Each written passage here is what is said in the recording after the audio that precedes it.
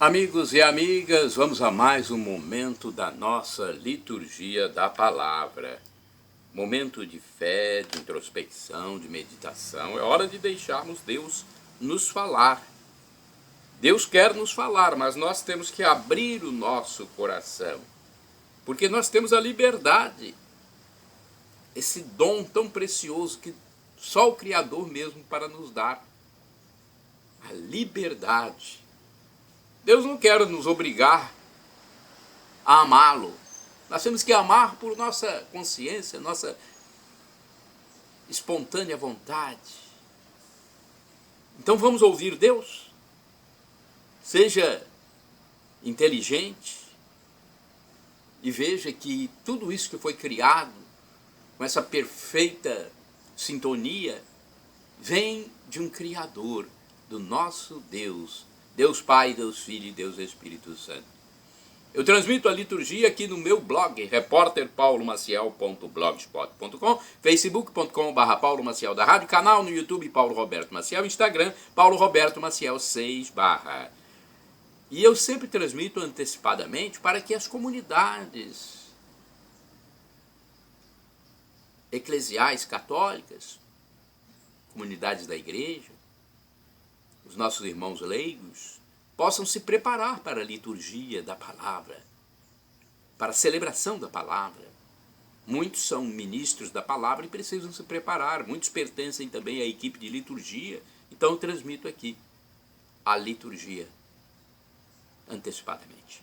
Neste vídeo, a liturgia de 21 de março de 2023, terça-feira da quarta semana da Quaresma. A cor dos paramentos litúrgicos é roxa, conforme está aqui, e no rito da celebração temos o ofício do dia. Antífona da entrada. Vós que tendes sede, vinde às águas, vós que não tendes com que pagar, vinde bebei com alegria. Isaías 55, versículo 1, é de onde foi tirado o trecho aqui dessa oração. Oração do dia. Rezemos. Ó Deus, que a fiel observância dos exercícios quaresmais prepare o coração de vossos filhos e filhas para acolher com amor o mistério pascal e anunciar ao mundo a salvação. Por nosso Senhor Jesus Cristo, vosso Filho, na unidade do Espírito Santo. Primeira leitura, leitura da profecia de Ezequiel, capítulo 47, versículos do 1 ao 9 e o 12. Naqueles dias o anjo fez-me voltar até a entrada do templo, e eis que saía água da sua parte subterrânea na direção leste, porque o templo estava voltado para o oriente. A água corria do lado direito do templo a sul do altar. Ele fez-me sair pela porta que dá para o norte, e fez-me dar uma volta por fora até a porta que dá para o leste, onde eu vi a água jorrando do lado direito. Quando o homem saiu na direção leste, tendo uma corda de medir na mão, mediu 500 metros e fez-me atravessar a água. Ela chegava-me aos tornozelos. Mediu mais 500 metros e fez-me atravessar a água. Ela chegava-me aos joelhos.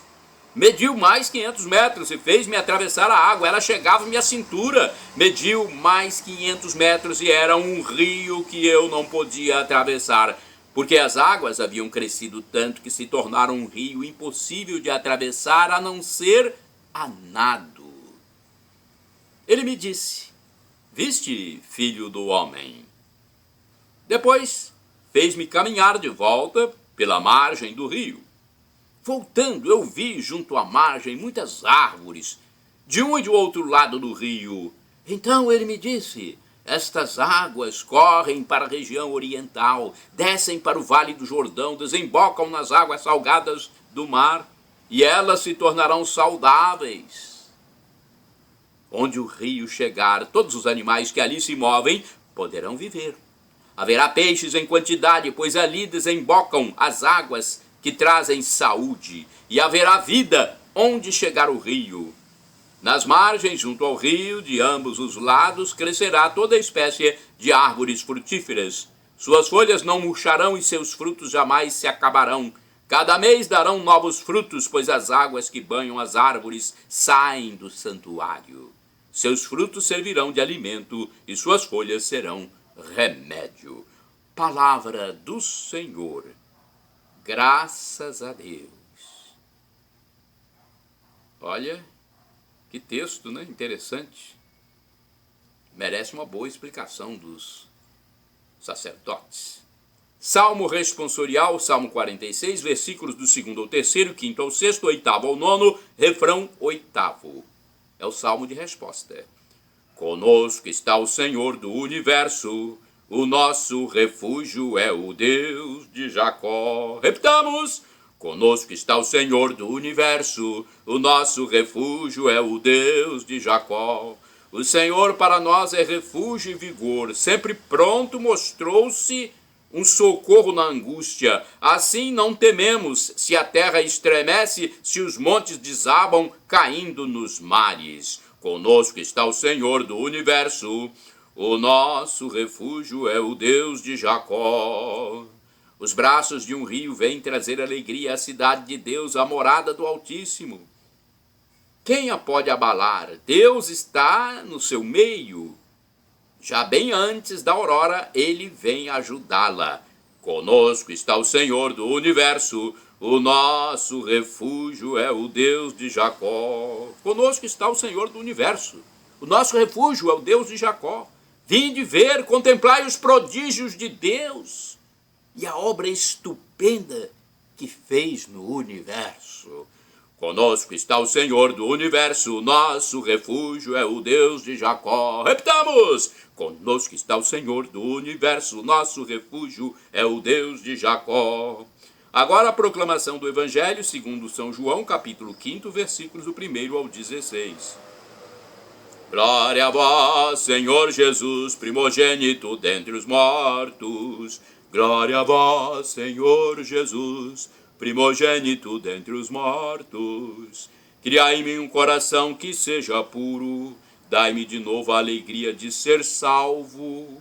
Trecho do Salmo 50, versículos 12 e 14. Glória a vós, Senhor Jesus, primogênito dentre os mortos. Glória a vós, Senhor Jesus, primogênito dentre os mortos. O Senhor esteja convosco, Ele está no meio de nós. Proclamação do Evangelho de Jesus Cristo, segundo São João. Glória a vós, Senhor. Pelo sinal da Santa Cruz, livra-nos Deus nosso Senhor dos nossos inimigos.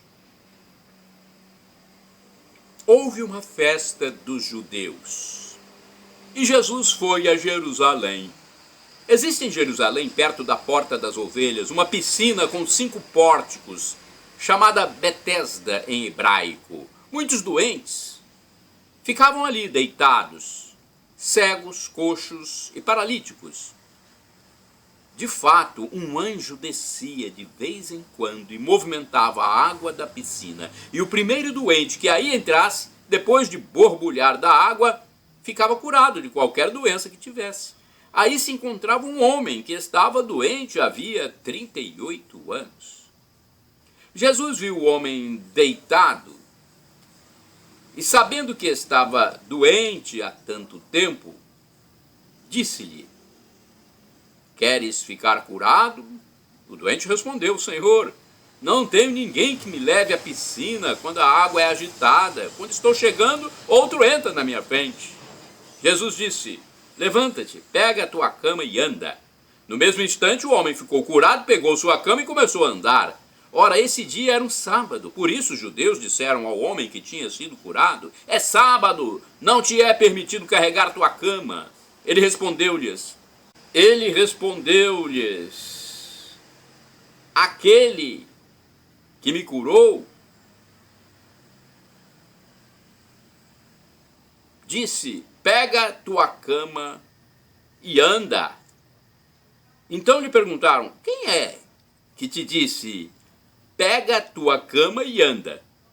O homem que tinha sido curado não sabia quem fora, pois Jesus se tinha afastado da multidão e se encontrava naquele lugar. Mais tarde, Jesus encontrou o homem no templo e lhe disse: eis que estás curado, não voltes a pecar, para que não te aconteça coisa pior. Então o homem saiu e contou aos judeus que tinha sido Jesus quem o havia curado. Por isso os judeus começaram a perseguir Jesus, porque fazia tais coisas em dia de sábado. Palavra da salvação, glória a vós, Senhor. Vamos ao comentário de Antônio Carlos Santini, liderança da comunidade católica Nova Aliança, e-mail santini@novaalianca.com.br. Não tenho ninguém. É o título do comentário de Santini, baseado em João 5, versículos do 1 ao 16. Um cenário dantesco, uma piscina cercada de todas as misérias humanas. Doentes, cegos, coxos, entrevados, todos à espera de uma agitação das águas, sinal de que o anjo de Deus ali chegara. O primeiro a entrar na piscina obtinha a cura, e isto só ocorria de tempos em tempos, como se vê o clima típico da antiga aliança, a graça rara, praticamente distribuída. Um dos enfermos sofria de seu mal há 38 anos. Os especialistas no judaísmo veem nessa cota 38 o símbolo da imperfeição, da coisa incompleta, uma oposição ao número 40, medida de uma experiência completa, com início, meio e fim, tal como os 40 dias do dilúvio, os 40 anos da caminhada pelo deserto, os 40 dias que Jesus jejuou no deserto. Pois ali comparece Jesus para levar a imperfeição à perfeição.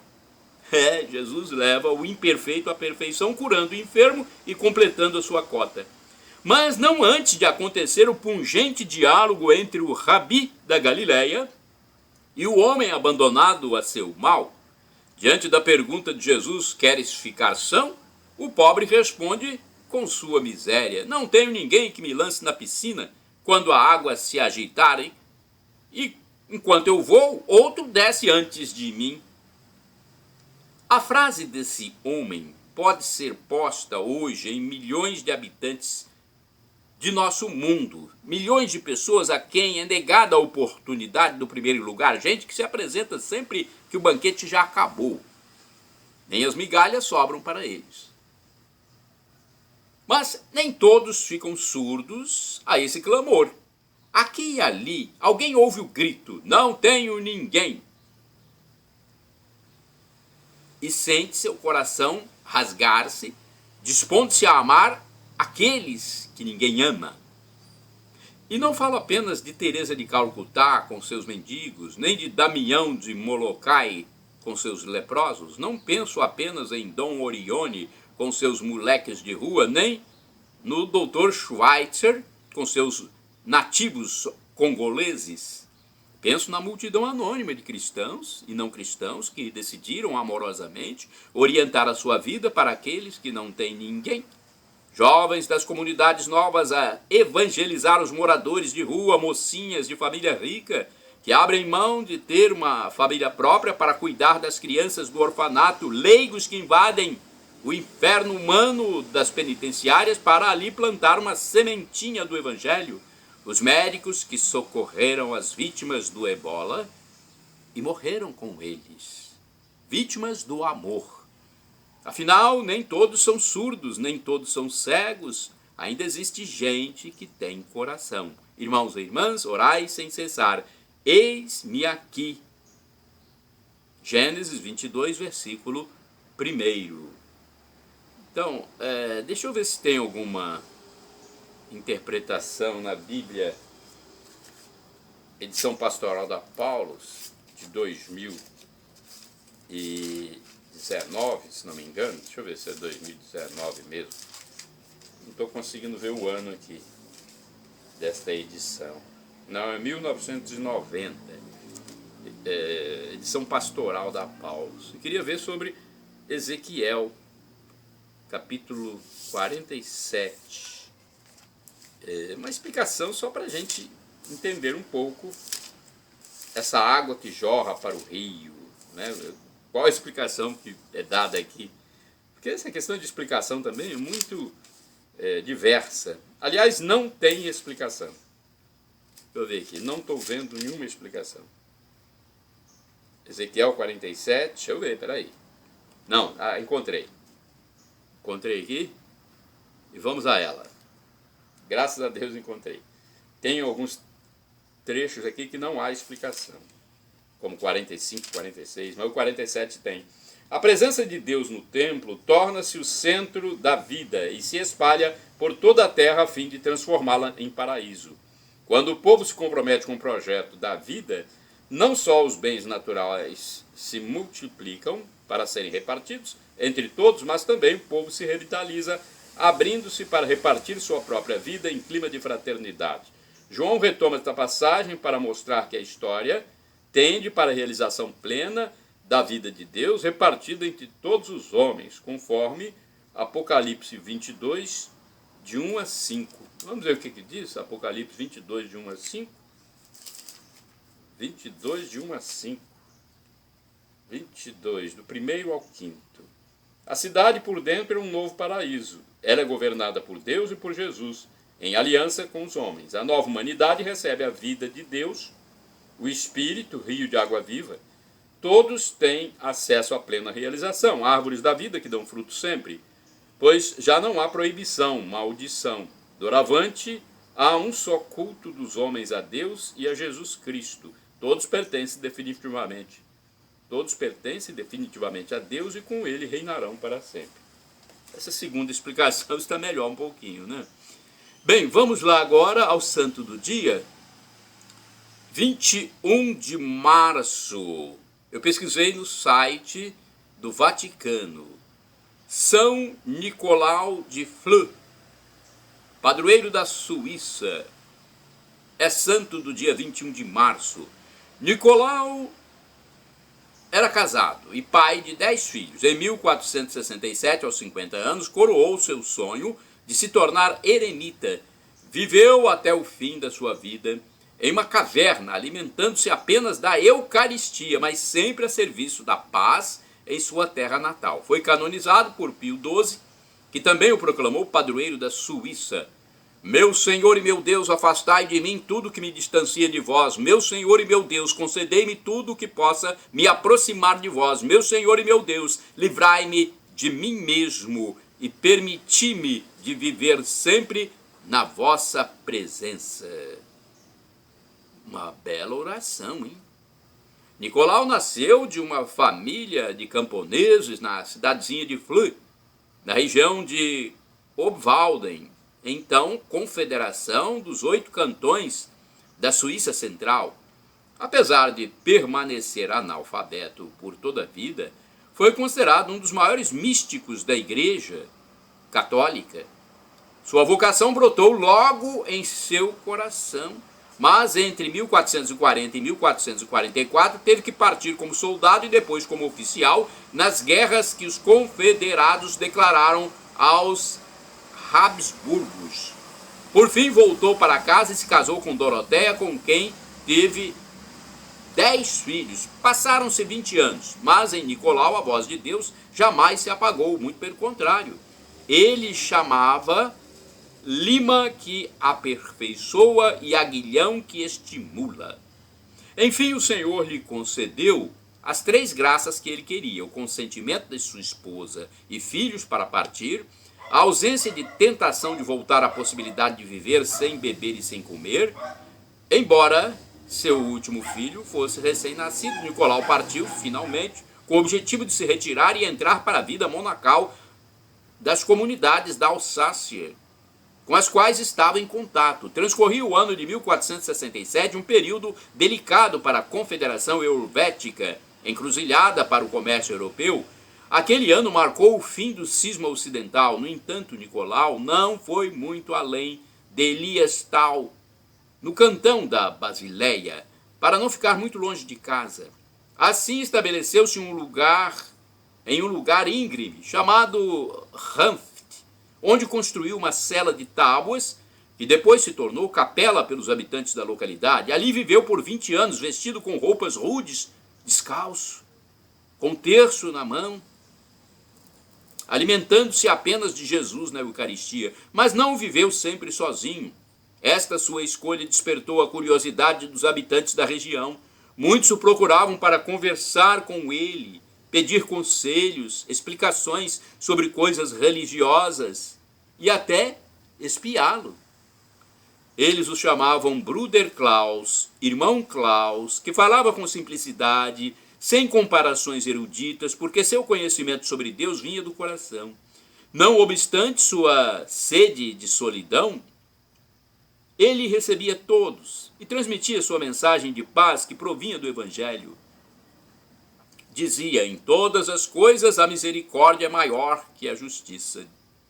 Nicolau não deixava sempre seu refúgio, e se o fazia, era por uma boa causa.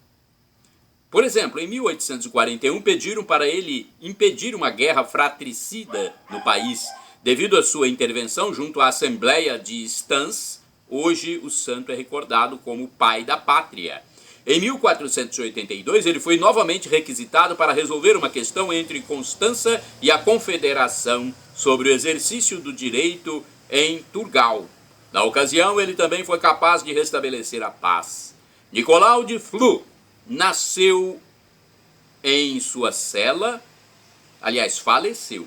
Nicolau de Flue faleceu em sua cela em 1487, no dia em que completava 70 anos de idade. Foi canonizado por Pio XII em 1947. São Nicolau de Flue, rogai por nós. Shalom Adonai, uma expressão hebraica que significa a paz de Deus. El Shaddai significa Deus onipotente, Deus todo-poderoso, ele proverá aquilo que você deseja. E Maranatá, como dizemos nós católicos, vinde Senhor.